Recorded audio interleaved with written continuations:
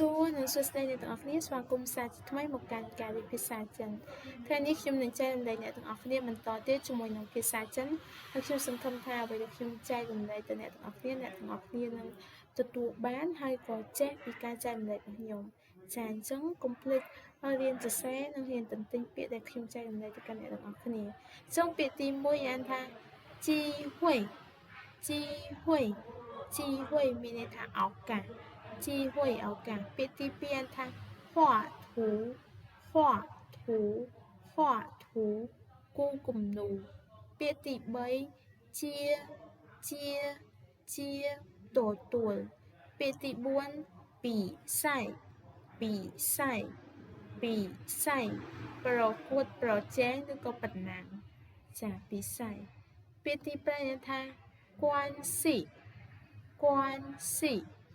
关系ទំនាក់ទំនងពាក្យទី6马上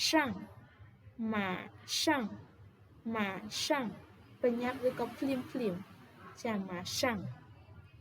ពាក្យទី7决定សម្រេចចិត្តពាក្យទី8关于អំពីពាក្យទី9ណានពិបាកពាក្យទី10了解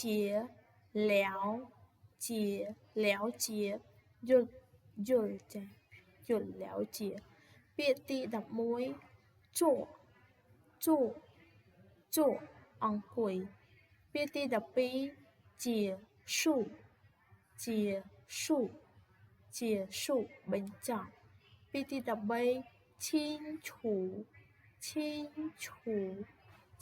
楚ច្បាស់ឬក៏ច្បាស់លាស់ពាក្យទី14愿意ចា愿意មានន័យថាសុខចិត្តពាក្យទី15花ចាចឹងថ្ងៃនេះខ្ញុំចែករំលែកជាមួយនឹងអ្នកទាំងអស់គ្នាធំប៉ុណ្ណឹងអរគុណសម្រាប់ការស្ដាប់និងការទស្សនាហើយសូមអ្នកទាំងអស់គ្នាពេញចិត្តវីដេអូដែលខ្ញុំចែករំលែកសូមជួយចុច like និង share ជួបគ្នានៅវីដេអូក្រោយsẽ 再见